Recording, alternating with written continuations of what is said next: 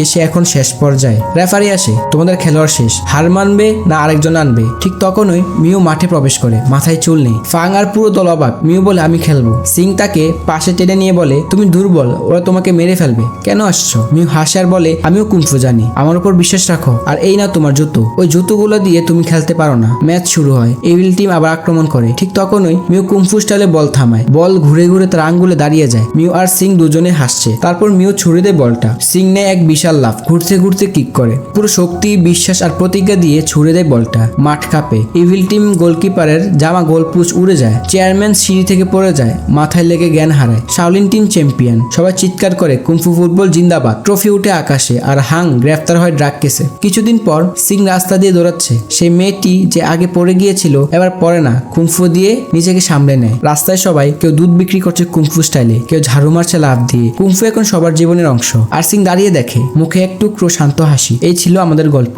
Kung fu শুধু যুদ্ধ না, এটা জীবন বদলে দেওয়ার শক্তি।